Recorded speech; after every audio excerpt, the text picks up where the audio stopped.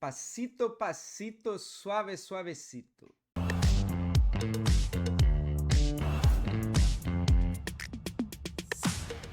Fala, rapaziada, como é que vocês estão? Não enlouqueci, é no ritmo de Despacito, uma música que eu aprecio muito, que eu cantei muito, talvez tenha dançado muito. Eu acho que tem um pouco a ver com a nossa situação atual de seleção brasileira, fim de data FIFA, primeira data FIFA do Ancelotti.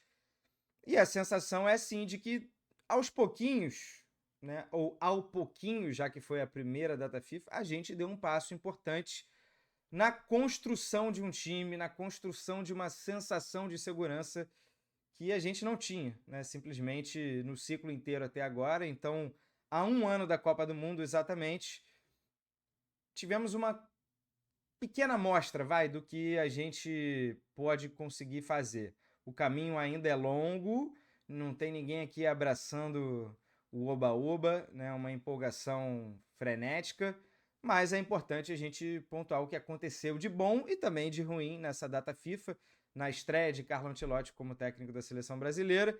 Então, se pudesse resumir, a gente vai falar aqui sobre todos os pontos importantes nesse vídeo, mas se pudesse resumir, para já dar um molinho para vocês, cara, eu gostei. Eu acho que a gente deu um passo, um passinho pequeno, um passito, já que o Ancelotti tem se comunicado ainda em espanhol com a gente, mas é um esboço. Eu acho que a mensagem é essa. Temos um esboço, vai, um rascunho. O Ancelotti começou a rasurar ali no papel, em vez de sair rabiscando para todos os lados, como era basicamente a nossa sensação ao ver o time do Dorival ou do Fernando Diniz naquele pouco tempo, ou com Ramon Menezes. Antes de eu puxar aqui uma resenha mais firme, aquele pedido de sempre para você dar uma hypada no vídeo e ajudar o canal do Canedo a chegar a 35 mil inscritos e quiçá 50 aí. Eu não estabeleci nenhuma meta, mas você sabe o que tem que fazer, né? Dar o like no vídeo, se inscrever no canal, ativar o sininho e também deixar o seu comentário aqui ao fim do vídeo sobre o que você achou dessa data FIFA da seleção brasileira. Você concorda comigo, né? Temos essa sensação de que vem alguma coisa, sabe? Eu fiquei com essa sensação. Vamos lá, Equador 0, Brasil 0, tem vídeo aqui especificamente sobre esse jogo. E vou falar aqui de Brasil 1, Paraguai 0.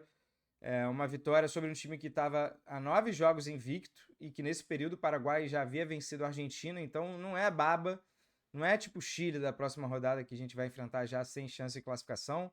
A Bolívia, tudo bem, vai ser a 4 mil metros de altura, mas também é um time fraco, né? O Paraguai era um bom time que não conseguiu, talvez, segurar a seleção brasileira, principalmente ali no primeiro tempo. Acho que o Brasil fez um bom primeiro tempo, o gol demorou a sair, mas o Brasil já estava ensaiando sufocar com um novo esquema tático, né? Importante também essa alternativa de jogo para jogos que forem pedir, forem ter essa demanda de o Brasil atacar mais, sufocar, pressionar, o perde pressiona.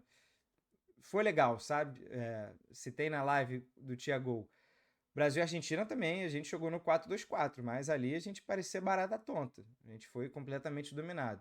Contra o Paraguai foi diferente, né? O Brasil foi quem sufocou o Paraguai e quando o Paraguai conseguia fazer pressão, o Brasil também soube sair e quando o Paraguai ia sair com a bola, a gente desarmou muito mais ali na frente, recuperou muito mais a bola no ataque.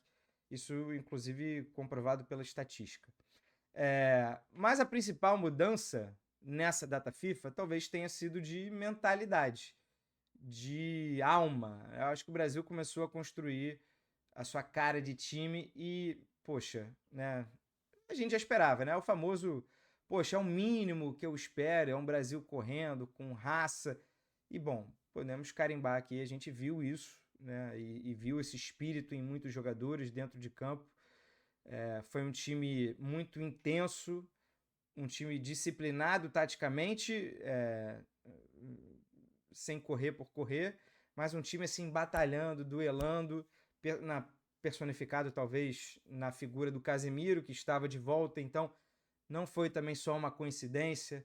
Casemiro não foi tecnicamente soberbo nesses dois jogos, mas só a presença dele, né, a imagem que ele passou, a gente percebe que o time terá o Casemiro como titular, porque ele é importante. Então não é só encontrar o sistema de jogo, todas as peças. Não, o Brasil precisava talvez desse choque também de alma. Pô, chegou um cara ali que vai mostrar que vai contagiar, né, o resto e mostrar que, pô, olha só, a partir daqui a gente vai construir um time. Como é mais fácil olhar para o exemplo do lado, né? Mas como a Argentina se transformou na escaloneta, né? E todo mundo brigando, duelando.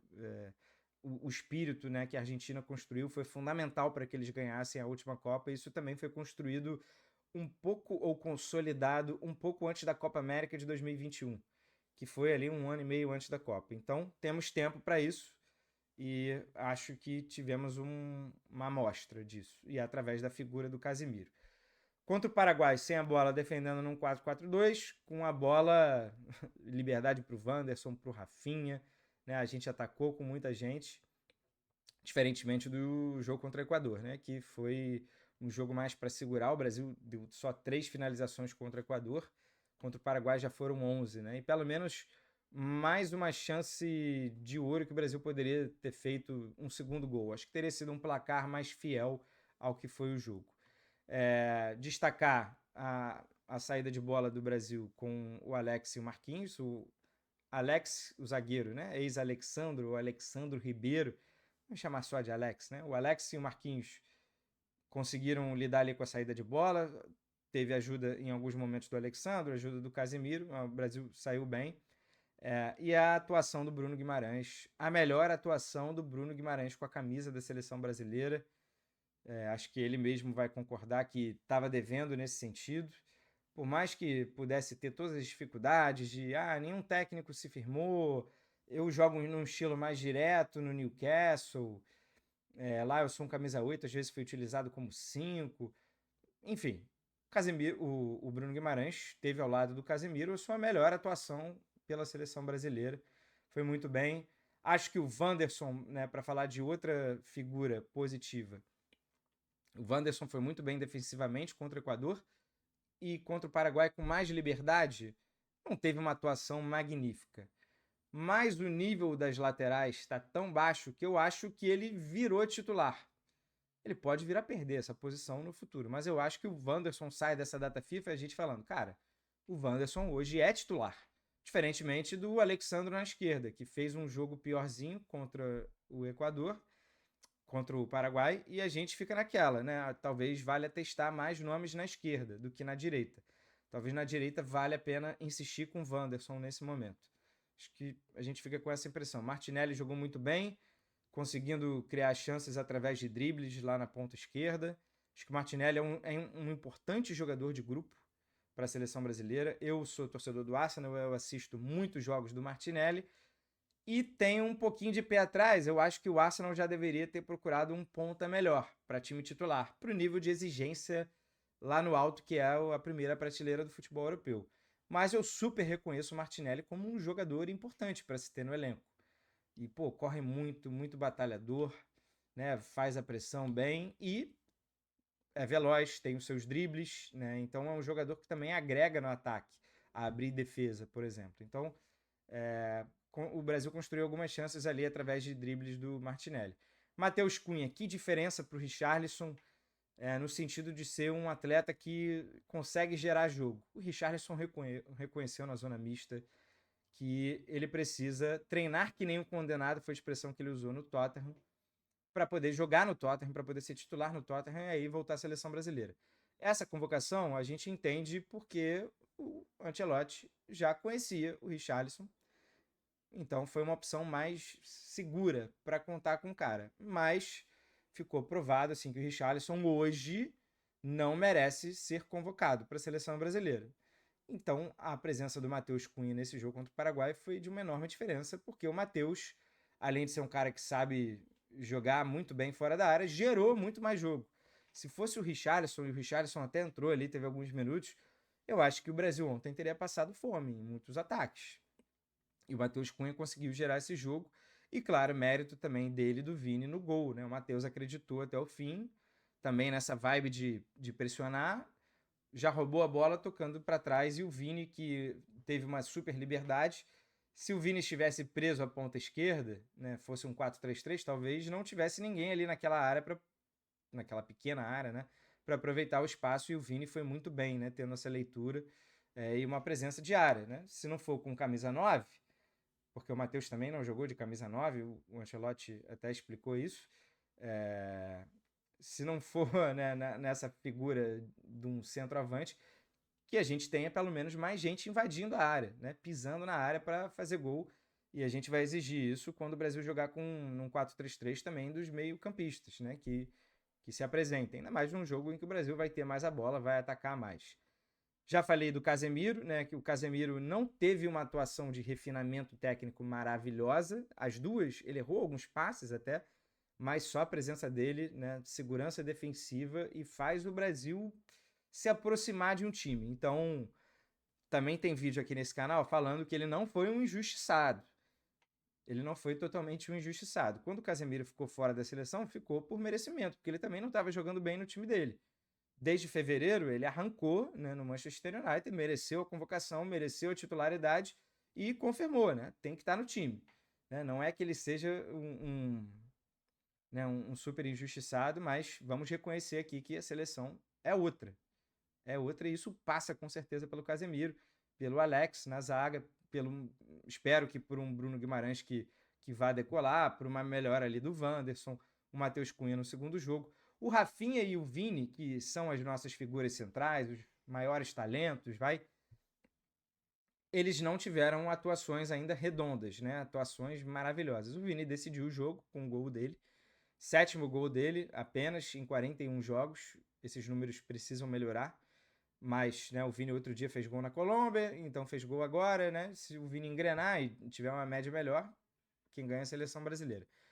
Mas ainda em um aproveitamento melhor de chances, não só finalizando, assim, chances criadas, o Vini e o Rafinha podem render muito mais, né? Com a bola no pé, eles podem gerar mais jogo para a seleção brasileira. Mais volume, mais chance de gol, mais finalização. Né? Isso passa por acertar a escolha ali de um drible, de um chute. Né? O Rafinha no primeiro tempo teve uma bola boa que ele jogou para a área, acho que um pouco nervoso. O Vini forçou alguns dribles, como ele força sempre, mas eu acho que ele não acertou, não teve um percentual interessante ontem, né, contra o Paraguai. Mas assim, são ótimas notícias que a gente pode tirar já dessa data FIFA. Olha quantos nomes eu já citei.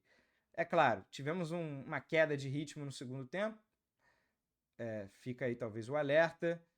Temos uma distância clara ainda de jogo para as potências, como França, Espanha, Portugal, Argentina.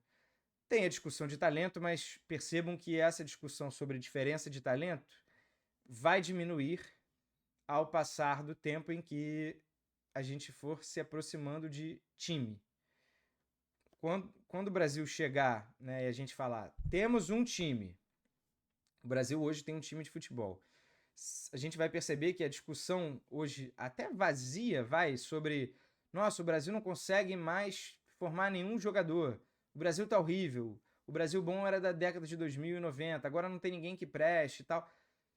De fato, o Brasil está num momento difícil de centroavante, de organizadores, criadores do meio-campo. Tá, isso é evidente, mas, poxa, a gente ainda assim consegue construir um time competitivo e que pode chegar numa Copa do Mundo e ganhar uma Copa do Mundo. Né? Não vai deixar de ganhar uma Copa do Mundo por isso. Eu acho que não. Eu acho que a gente tem condições de formar um time. Assim como a Espanha tem também, cara. Pô, o centroavante da Espanha, o Oyarzabal, fez uma baita Nations. Eu acho muito bom jogador. E o reserva é o Morata. Pô, então são de elite, assim. A linha de defesa da Espanha, individualmente falando, é de elite. E para mim são baita de um time. Né? Portugal tem também seus defeitos. A linha de defesa da Argentina também não tem nada demais. A Argentina não tem pontas maravilhosas como a seleção tem. Acaba rolando um equilíbrio. A França realmente tem, jogadores absurdos, principalmente no ataque. No meio um pouco menos. Mas no ataque, assim, a França é absurda. Mas como time, eles também estão devendo nesse momento lá com o trabalho do Deschamps que vem sendo criticado. Então, é óbvio que existe uma distância em organização, em entrosamento, bater na tecla aqui. Eles têm time de futebol, a gente ainda não. Mas, cara, essa distância a gente pode encurtar muito nesse ano, sabe? São mais 8 jogos, foram só 2. Não tem por que a gente sair dessa data FIFA com também uma cobrança de que o Brasil, meu Deus do céu, nossa, ainda não estamos. É evidente que a gente ainda não está lá, a gente ainda não está pronto, mas pense como uma barrinha, né? De 10 jogos, a gente preencheu 2. Então a gente está 2 de 10, a gente tem 20% do caminho andado. E a gente evoluiu mais do que 20%. Então vamos dar tempo ao tempo, né? A cobrança tem que vir, a gente espera evolução nos próximos 2 jogos, Chile em casa, Bolívia fora. Depois tem amistosos, a CBF, né, pelo que já foi informado, não confirmados, contra Japão e Coreia do Sul, talvez, e na data FIFA de novembro, africanos na Europa. E aí só em março a gente enfrentaria europeus, em março e em junho, antes da Copa, naquele amistoso pré-Copa lá que geralmente todo mundo tira o pé. Eu quero que o Brasil enfrente seleções de alto nível, isso temos que exigir, para a gente ter um balizamento também. Mas eu espero ver evolução. A cada jogo ver alguma evolução. Já tivemos algumas sensações nessa data FIFA que o Alex, o Wanderson, o Casemiro, o Bruno nesse último jogo, talvez o Matheus Cunha role uma insistência, Richarlison não, a lateral esquerda ainda o que vai ser, como vai ser a volta do Neymar, como vai ser a volta do Rodrigo e tal. Temos ainda coisas a fazer. Mas o ponto demos o passo que a gente precisava, que a gente podia. Gostei que o Ancelotti falou na coletiva, né? Ele também achou um jogo mais completo, jogou bem com a bola, jogou bem sem a bola, pressionou, caiu um pouco no segundo tempo, mas a atuação foi boa, né? E eu concordo com ele. Ele está contente com a atitude do time, acho que a gente também, a torcida que esteve presente na Neoquímica Arena também, né? Viu essa entrega, essa intensidade. Ele falou que está observando uma lista de 70 jogadores, né? Criaram uma lista de 70 jogadores e daí vão tirar. Ótimo, né? Porque a gente não tem por que fechar também o elenco. Eu imagino, foram convocados 25. Eu imagino que fiquem 18 nomes, 19. Então a gente vai ter novidades aí na próxima data FIFA e é importante não estar fechado para isso. A gente ainda não encontrou todas essas opções, evidentemente. Mas olha que maravilhoso. Não sei nem se o Alex, o zagueiro, vai para a Copa do Mundo. Não sei nem se ele vai ser titular. Tem a volta do Gabriel Magalhães, tem a volta do Militão, do Bremer, do Murilo do Forest, que não foi por opção técnica agora. A gente tem muitos bons zagueiros. Mas olha que importante já foi, né, a gente perceber, cara, se precisar tem o Alex, que é ambidestro, que tem uma boa saída de bola, que ganha duelos.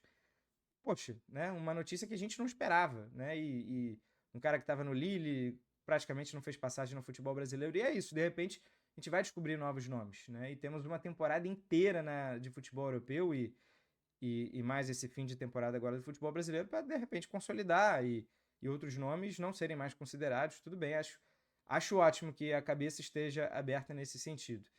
Então, não estou falando aqui em tom de empolgação.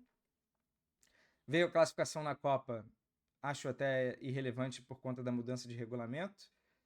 Se fossem ainda 4 vagas diretas, o Brasil teria começado o jogo ontem com a Colômbia ganhando da Argentina, ainda não tinha sofrido o empate, e o Uruguai ganhando da Venezuela ganhou. O Brasil ia começar o jogo em sexto. Então ia ter sido uma pressão danada. Não foi, né? Porque todo mundo sabia que o Brasil iria se classificar, ganhou o jogo, se classificou para a Copa. Não tem nenhum alívio relacionado a isso, mas é mais a segurança, uma sensação de segurança, de estamos no caminho certo, demos um passo verdadeiro rumo à nossa construção de time. Já que fizeram o favor de jogar 3/4 do ciclo fora, temos um quarto de ciclo, temos um cara muito competente chamado Carlo Ancelotti para nos levar até lá, e é um cara que tem essa habilidade, né, de conseguir formar time rápido, de conseguir enxergar as debilidades, os prós e contras, e estamos caminhando. Então, acho que a gente termina essa data FIFA com uma boa sensação, um gostinho de quero mais, né? E vamos lá, tem só 20% de caminho andado. Espero que quando chegue nos 100%, lá em junho, né, os últimos jogos serão em março, até a convocação, a gente chega ali na convocação já com aquela sensação de, meu irmão, segura, me segura. A gente pode ganhar ou perder a Copa, mas hoje o Brasil consegue bater de frente. Hoje eu não posso falar isso. Espero falar em março. Hoje o que eu posso dizer é que demos um passo importante. Valeu? Concorda, discorda? Deixa aqui os comentários, se inscreva no canal, like no vídeo, ativa o sininho, canal do Canedo rumo aos 35 mil inscritos.